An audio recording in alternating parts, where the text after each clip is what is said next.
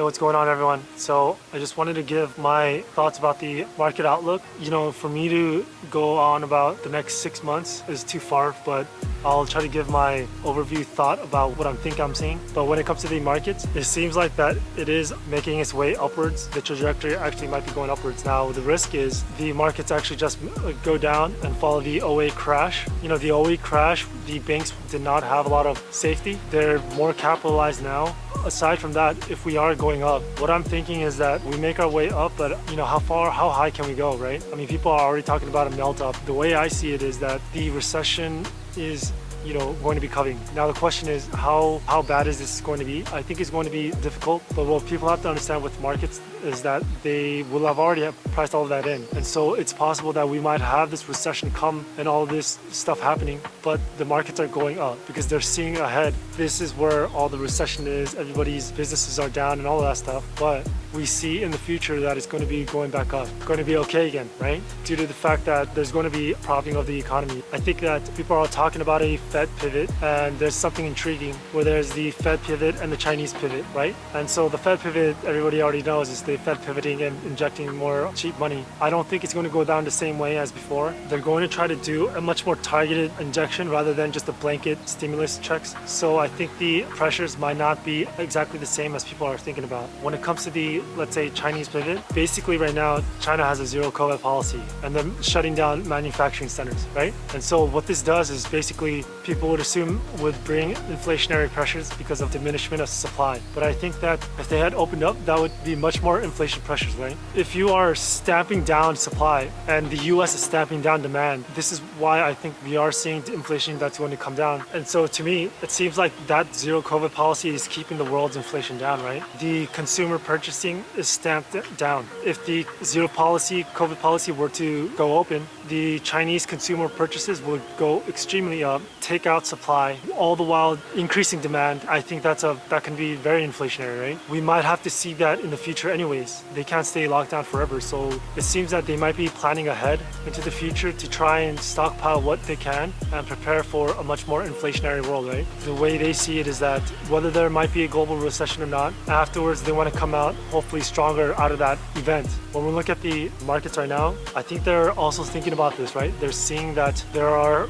a lot of risks for a drawdown, and we might see, big drawdowns for a recession. But then it gets muddied after that. Like, what exactly is going on? We see the dollar that literally just screamed higher and higher and higher. And the world saw, places like Sri Lanka, these food riots, different food riots and whatnot. There's Iran, Iraq. I mean, all these other countries are watching an eye on how the dollar is so bad for the system itself, is super bad for the whole world. And I do see a lot of commentators, they are saying that, oh, the dollar, they want to destroy the dollar, and that's going to be the end of America and whatnot. But what they don't understand is that the dollar is it's hurting the US. The dollar system is decaying the world, including the US. Because in order to have that dollar system propped up, you needed to send the manufacturing out of the country, right? You needed to make competitive pricing, right? And so this dollar system is not working for other people in the world. A lot of people are saying that the collapse of the dollar might be coming or not. We'll have to wait and see, because it seems that maybe the dollar can collapse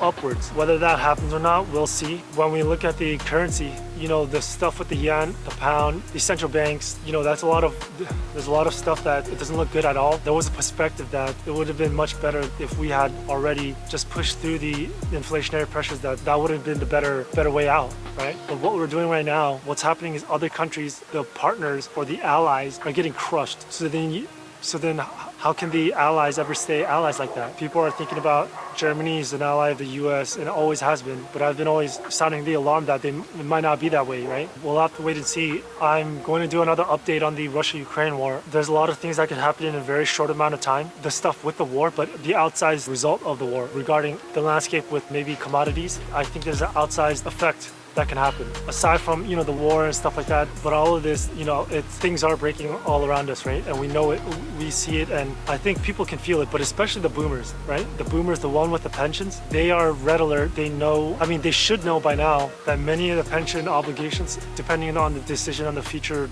government, may not be met or will be met. People have been talking about this for a very long time, and these are the sort of uncomfortable truths that I think we're going to be facing into the future. We'll see how it goes. It seems that the markets are gearing for a trajectory upwards. There's a recession ahead, big recession, have another drawdown, and then maybe from there will be another cycle, right? When that happens, then that means that there's going to be just another, possibly a last bull run, right? That's where all the very big questions start to really come to be answered. But overall, I think people are seeing that there's going to be at least one more cycle, right? And so very basic overview is that it seems that we're gearing up for upwards trajectory, downwards recession trajectory, and afterwards a stimulatory upwards next cycle, right? Can the cycle last? Will it be the same cycle that lasts like in '08 all the way till now? Or is it going to be drastically different? I think it's going to be drastically different because certain pinpoints of the economy is going to be targeted. I think it's going to be different because I don't think it's going to be a blanket stimulus packages. I don't think all asset prices will rise like before, right? Because now people are going to gear towards the companies that actually have value rather than just a next food delivery app, right? And so I think that we're going to see much more research that needs to be done, much less of the people that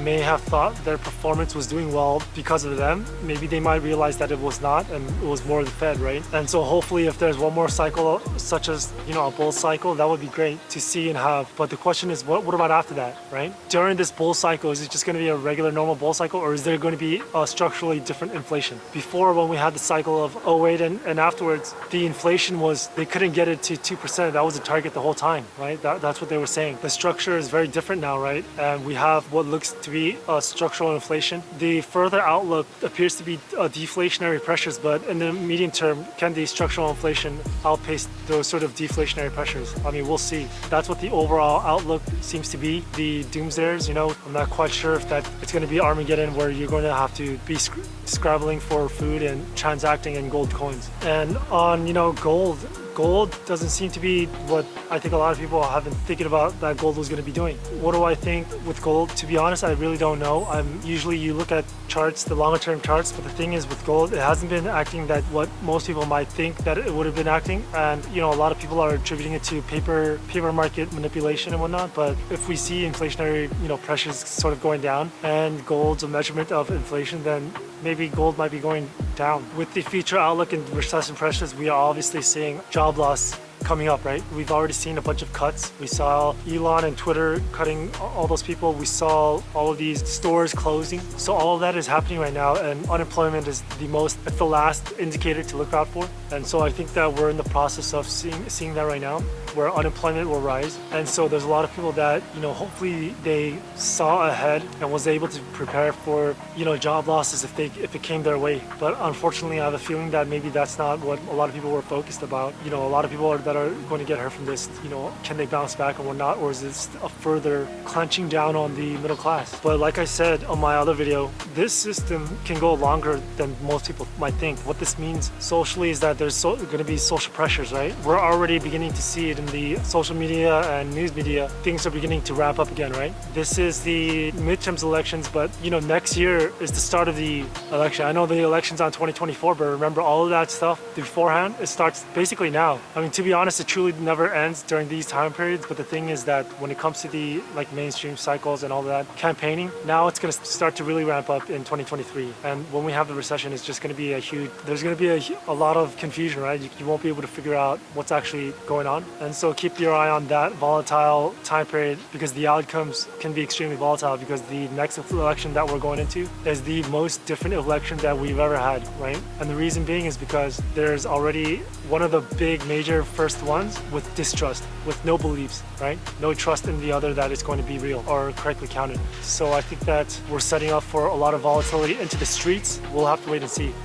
This election is going to be very different, extremely different. And so that's it for the video, guys. I just wanted to give you my thoughts about what's going on, and hopefully it was able to help you guys think about all this stuff clearer. If you guys have any other insights or disagreements, let me know so that we could see what's going on.